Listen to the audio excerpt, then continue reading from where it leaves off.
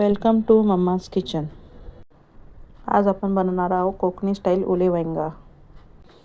त्याच्यासाठी आपल्याला हवं आहे वांगी, पावट्याचे दाणे, कांदो, टमॅटो, कढीपत्ता आणि कोथिंबीर.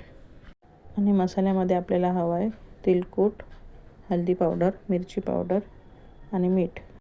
एक लंगणी घ्यायची, त्याच्यात 2 चिमची तेल घ्यायचा, बेस गरम होऊ द्यायचा.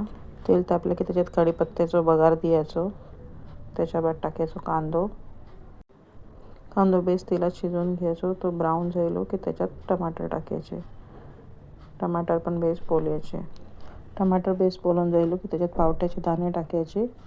पावट्याचे दाणे टाकून बेस पोलून घ्यायचा आणि त्याला शिजत ठेवायचा. 1 चम्मच मीठ टाकायचा आणि मग त्याच्यावर ढाकण ठेवून ढाकणात पाणी ठेवायचा. स्लो गॅसवर वाफेवर पावट्याचे दाणे शिजू द्यायचे आणि थोड्या टायमाने चेक करायचे.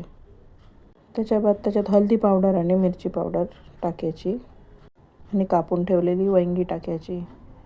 वांगी टाकून बेस मिक्स करून घ्यायचा आणि मग त्याच्यात थोडासा पाणी टाकून वरती ढाकणात पण पाणी ठेवून वाफेवर शिजत ठेवायची भाजी. 10 मिनिटांनी खोलून बघायचा. वांगा झालेला आहे आणि पावट्याचं दाणं पण बाहेर काढून चेक करायचं शिजलं आहे काय. शिजलं असेल तर वरची तेलकूट टाकायचा आणि कोथिंबीर कापून ठेवलेली टाकायची आणि जरा मिक्स करून परत 5 मिनिटं ठेवायचा. तयार आहे आपला गरमागरम ओले वांगा. Thank you for watching this video.